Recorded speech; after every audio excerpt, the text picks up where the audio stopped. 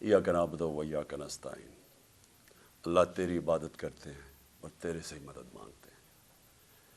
मेरे पाकिस्तानियों, मैं सबसे पहले अभी आपको एक वीडियो दिखाने लगा हूँ। मैं चाहता हूँ ये आप वीडियो गौर से देखें, क्योंकि जब मैं घर से हफ्ते की सुबह को यहाँ से निकला था तो मैं बुशरा बेगम को खुदा हाफिज़ कह के निकला था। मुझे इल्म था कि या मैं जेल में जाऊँगा और या मुझे कत्ल किया जाएगा, लेकिन क्योंकि मैंने फ़ैसला किया था कि ये ना कोई कहे कि इमरान खान अदालत में पेश होने से डरता है, और मैंने वादा किया हुआ था कि हफ्ते को मैं वो मैजिस्ट्रेट के सामने उसके सामने प्रेजेंट करूँगा अपने आप को, तो इसलिए मैं सिर्फ आपको बताना चाहता हूँ कि जो मेरे से हुआ, जिस तरह मेरे से इस फैशिस्ट, इस इम्पोर्टेड हुकूमत ने जो मेरे से किया, ये पाकिस्तान की तारीख में कभी किसी से नहीं किया। एक आदमी अपने आप को पेश करने आ रहा है अदालत के सामने, और इन्होंने इस्लामाबाद के टोल प्लाजा से सारा मोटरवे बंद कर दिया, एक लेन रखी कि सिर्फ इमरान खान अकेला इसकी गाड़ी निकले, ताकि पीछे से जो भी थे 40-50 गाड़ियाँ थी वो वहीं रुक जाए। वो वहाँ रोकी, और फिर उधर से मैं जब आगे गया तो जो रास्ते में रुकावटें आती गई, लोग पीछे से काटते गए ताकि इमरान खान के साथ कोई लोग ना हो। आखिर करते करते 4.5 घंटे मुझे लगे टोल प्लाजा से लेके पहुंचने तक। वो जो जुडिशल कॉम्प्लेक्स है उसके पहुंचने से पहले कोई वजह नहीं थी, एकदम टीयर गैस शेलिंग हो गई।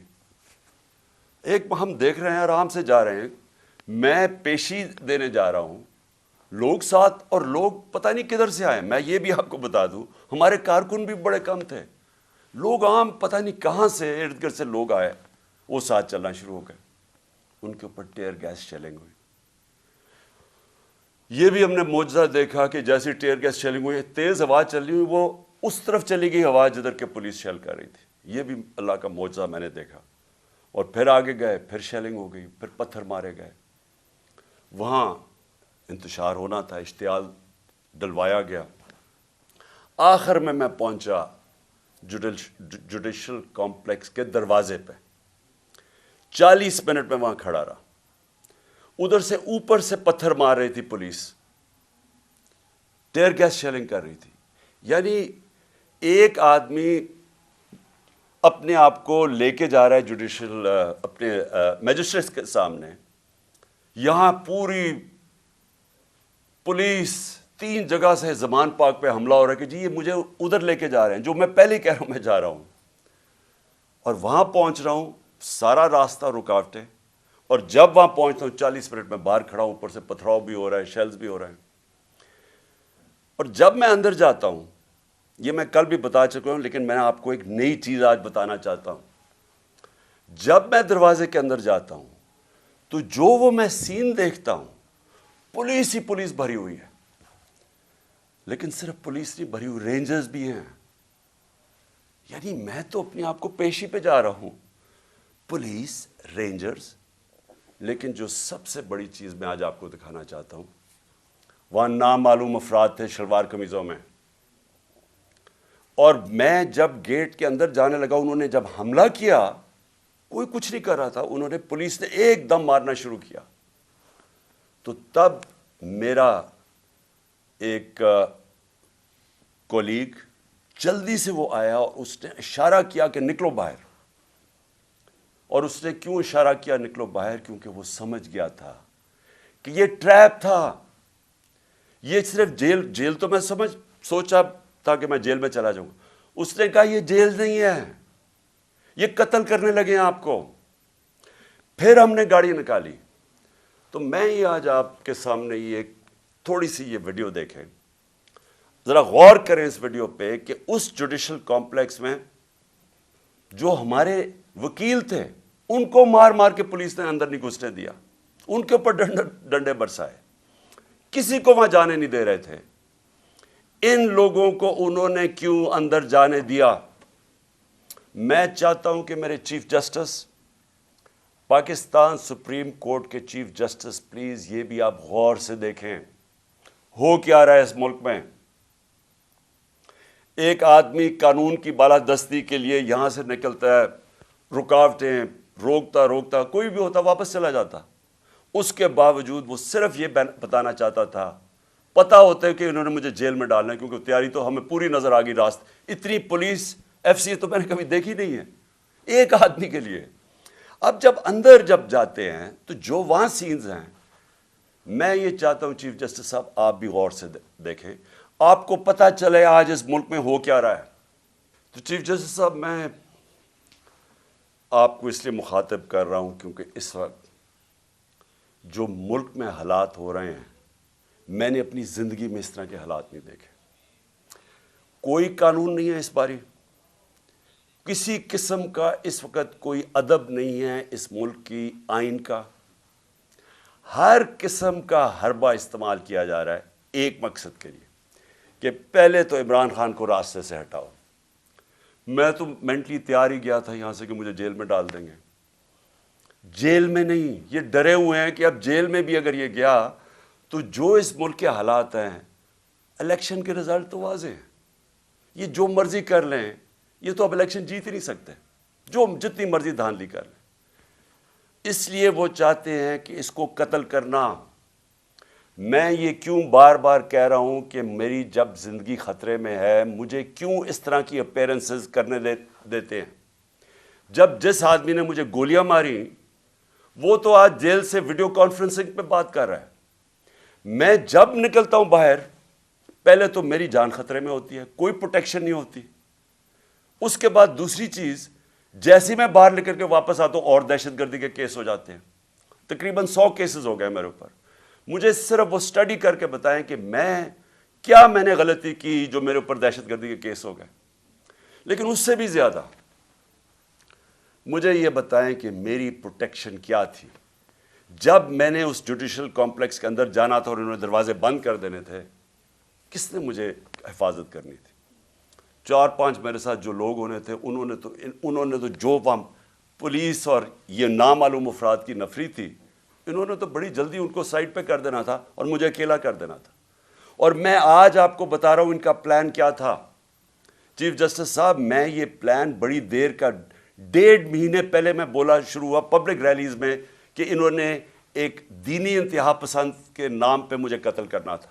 1.5 مہینے سے میں لگا ہوا تھا، کسی نے پرواہ نہیں کی، وہ ہوا، اللہ نے بچا لیا۔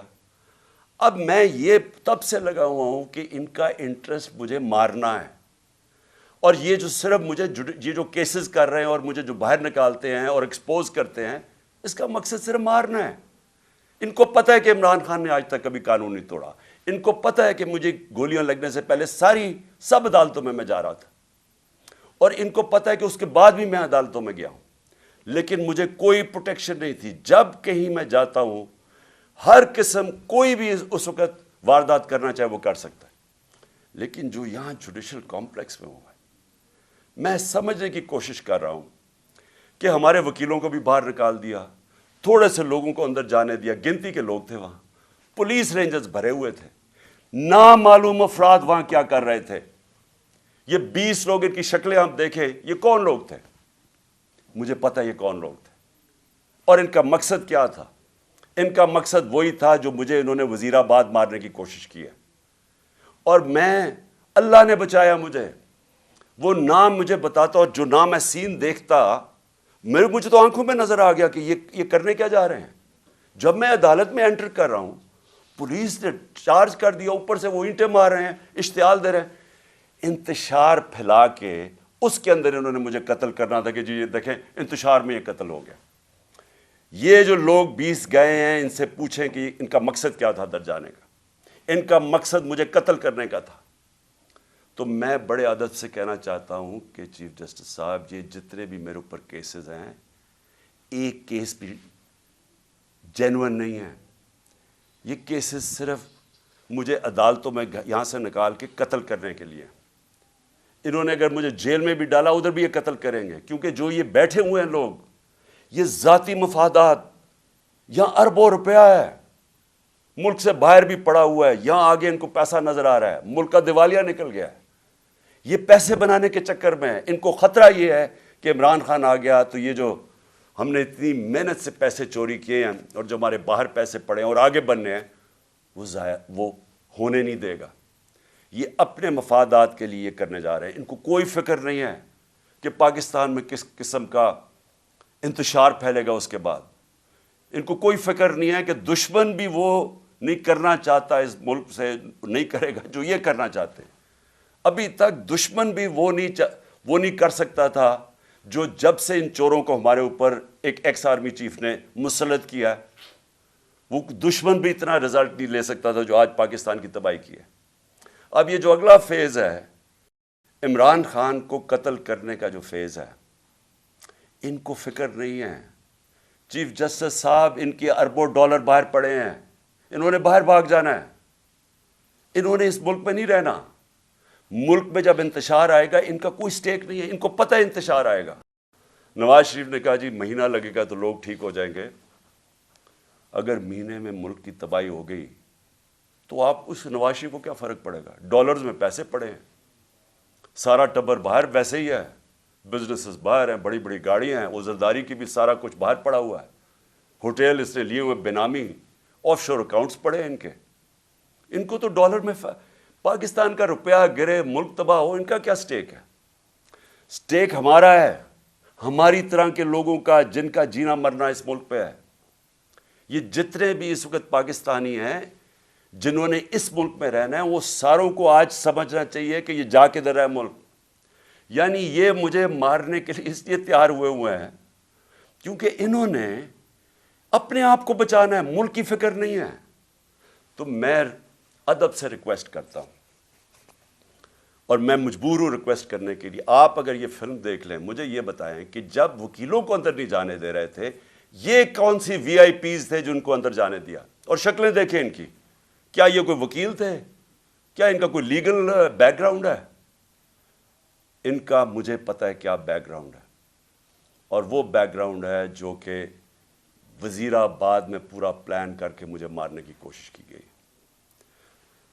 تو میں آج آپ سے پہلی چیز تو یہ ریکویسٹ کرتا ہوں کہ جب آپ مجھے یہ گھر سے باہر میں نکلتا ہوں آپ میری جان خطرے میں ہوتی ہے, کوئی ذمہ داری نہیں لیتا.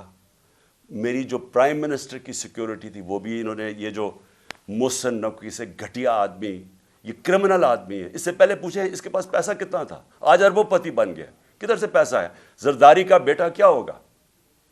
یہ وہ لوگ ہیں جن کا صرف ون پوائنٹ ایجنڈا ہے, الیکشن کروانے نہیں آئے, یہ ختم کرنے آئے ہیں پی ٹی آئی کو یا عمران خان کو. اس لیے میری آپ سے ریکویسٹ ہے کہ جب میرے پاس نہ کوئی سیکیورٹی ہے, جو میرے لوگ ہیں ان کو یہ روک لیتے ہیں جو تھوڑے سے ہیں, اور وہ تو نہیں سیکیور کر سکتے جس طرح کی تھریٹ ہے, تو مہربانی کر کے مجھے ویڈیو کانفرنس میں کروائیں. جتنے کیسز ہیں میں ایک ایک کا جواب دینے کے لیے تیار ہوں, لیکن اس طرح مجھے ایکسپوز نہ کریں. اور یہ بال میری جان بچی ہے, یہ میں اتنے بڑے ٹریپ کے اندر یہ مجھے لے کے جا رہے تھے, تو اللہ کا شکر ہے کہ وہ جو ایک تو میں نے اپنی آنکھوں سے دیکھا, ادھر سے جلدی سے وہ آیا اور اس نے کہا نکلو یہاں سے, یہ تو کچھ اور گیم بنی ہوئی ہے یہاں, یہ جیل کی نہیں ہے, جیل سے آگے کی. تو اس لیے ایک تو میں نے یہ بات کہی. دوسرا, کل سے ہمارے سارے سینئر آفس بیررز جو ہیں پارٹی کے, سب کے گھروں کے اندر اٹیکس ہو رہے ہیں.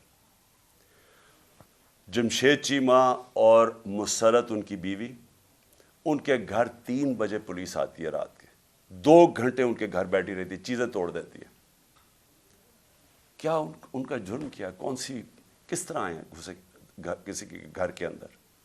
جس طرح میرے گھر میں آ کے ساری چیزیں چوری کر کے لے گئے, ان کے گھر سے بھی چیزیں چوری کر کے لے گئے. یہ ہے پولیس کا آج امیج جو یہ جو آئی جی ہے اور یہ جو سی ایم ہے یہ کر رہے ہیں. بدنام پولیس ہو رہی ہے, وجہ ان کی ہے, ڈرا دھمکا رہے ہیں. ہر جتنے بھی سیریز ہیں ان کے باہر پولیس کھڑی تھی, رات پولیس پہنچ گئی ڈرانے کے لیے, دھمکانے کے لیے. حسان نیازی وہ بیل لیتا ہے اسلام آباد سے اینٹی ٹیررزم کی, اس کے اوپر بھی دہشت گردی, وہ بیل لے کے باہر نکلتا ہے, ویگا میں اس کو اٹھا کے لے جاتے ہیں, ایبڈکٹ کر کے لے جاتے ہیں. کون سے قانون کے تحت؟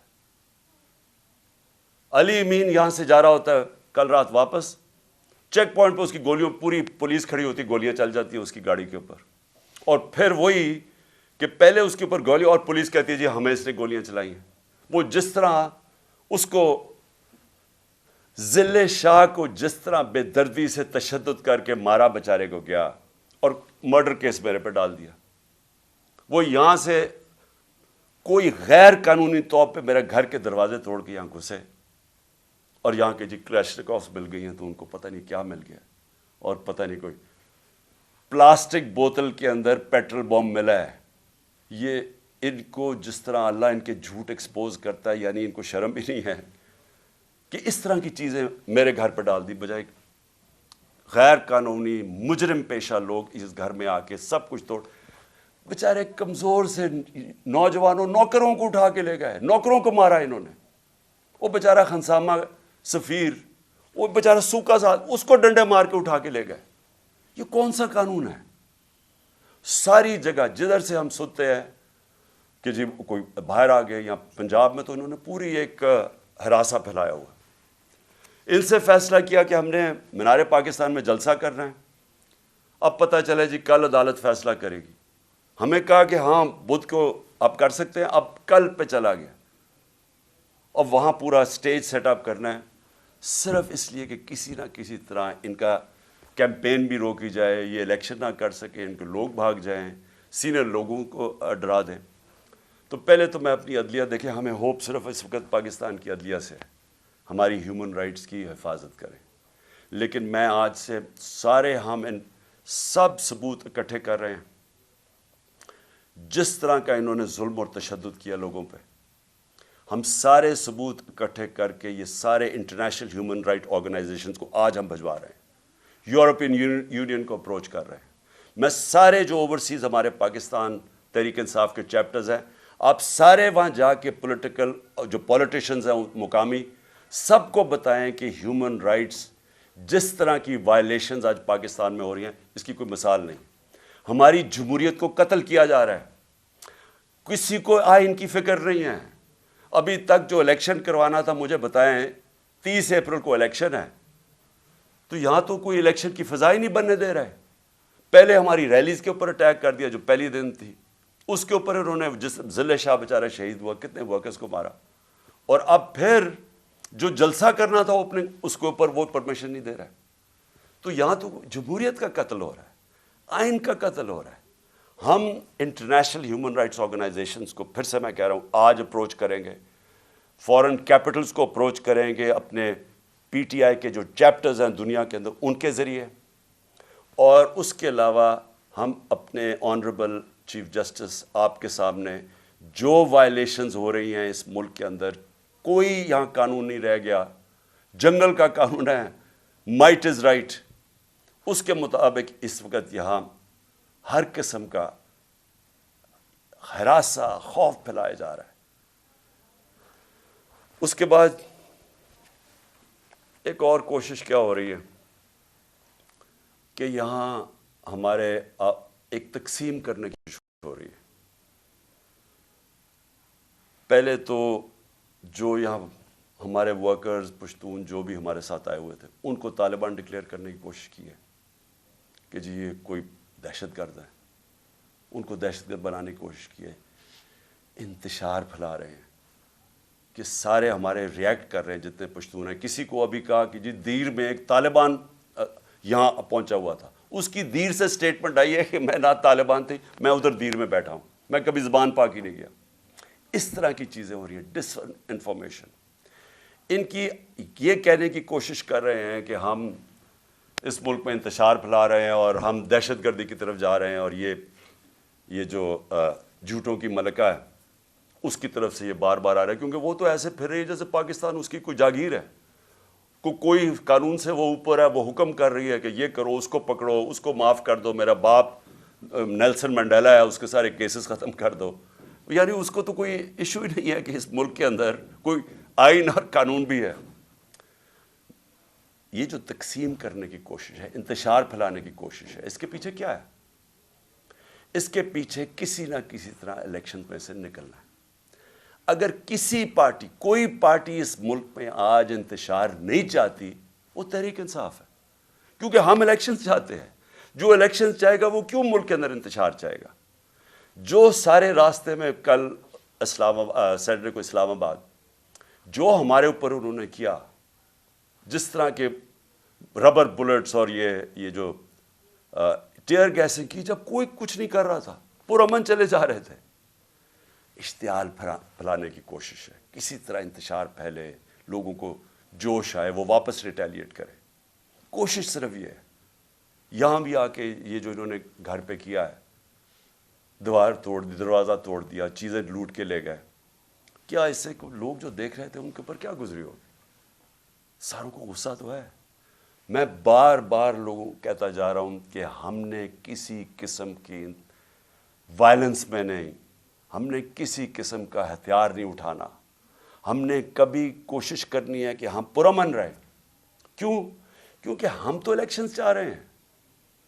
جو الیکشن سے بھاگ رہے ہیں وہ یہ پوری کوشش کر رہے ہیں. تو اس لیے میں یہ واضح کرنا چاہتا ہوں، پہلے یہ جو انتشار کی بات ہے یہ میں کلیئر کر دوں. تحریک انصاف کا کارکن نہیں چاہتا وہ الیکشنز چاہتا ہے، وہ اس ملک میں تصادم نہیں چاہتا. اور دوسری چیز جو تقسیم کرنے کی کوشش کی جا رہی ہے، ہمیشہ یہ جو ذاتی مفادات کے لیے پولیٹیشنز آتے ہیں، ان کی کوشش یہ ہوتی ہے کہ انسانوں کو تقسیم کر کے، نفرتیں پھیلا کے، اور پھر ہم ووٹ اکٹھے کریں. یہ بڑا پرانا طریقہ ہے. یہ جو ہندوستان میں نریندر مودی نے کیا انسانوں کو تقسیم کر دیا. اس نے ہندو نیشنلزم کو اٹھا دیا کہ آپ بہت کوئی عظیم قوم ہے، باقیوں کی وجہ سے ہم اوپر نہیں جا سکے، تو وہ سارا نفرتیں پھیلا کے اس کی پاور بڑھ گئی ہے. یہی کراچی میں کیا گیا تھا، انتشار پھیلا کے، ڈیوائیڈ کر کے کہ جی بڑا ظلم ہے. باقی قومیں رہتی تھیں یا کراچی میں، ان کے خلاف نفرت پھیلا دی، کراچی تباہ ہو گیا. آج بھی یہی کوشش ہو رہی ہے کہ کسی طرح ووٹ لینے کے لیے ملک تقسیم ہو. اگر لڑائیں کہ پنجابی پٹھان کو یا کسی کے ساتھ، صرف یہ کوشش ہے. جبکہ ملک کی ضرورت ہے کہ ہم سب اکٹھے ہو کے ایک قوم بن کے، اتنا بڑا کرائسس ہے، ملک کو تباہی کے کنارے پہ کھڑا کر دیا، ہم سب مل کے اس میں سے نکلیں. اور آخر میں ایک اور کوشش ہو رہی ہے کہ پاکستان کی فوج کو اور تحریک انصاف کو آمنا سامنا کروایا جائے، ہمارا آپس میں لڑائی کروائی جائے. یہ بھی پی ڈی ایم کی پوری کوشش ہے، کیونکہ وہ پھر سے الیکشن تو یہ اب جیت ہی نہیں سکتے. جب الیکشن نہیں جیت سکتے تو کچھ تو کرنا ہے کہ کسی طرح تحریک انصاف ختم کرو. یہ تو کر ہی نہیں سکتے. لہٰذا پاکستانی فوج کو ان کے اوپر چھوڑو، اس کو ان کے خلاف کرو. میں یہ واضح کر دوں، فوج بھی میری ہے، ملک بھی میرا ہے. میرا جینا مرنا پاکستان میں ہے. میں نے اس ملک سے اپنا بوریا بسترا اٹھا کے، اتنے بیگز لے کے، میں نے باہر نہیں بھاگنا، میں نے یہی مرنا ہے. اور جو آدمی اس ملک میں پتہ ہو کہ اس کی جان خطرے میں، اس کے باوجود وہ جاتا ہے اسلام آباد کی عدالت میں. پتہ تھا کہ 1.5 مہینے سے میں کہہ رہا تھا کہ مجھے دینی انتہا پسند کے نام پہ میرے اوپر واردات کریں گے، اس کے باوجود میں جاتا تھا سارے اپنے جو لانگ مارچ میں کھلے پبلک میں جاتا تھا.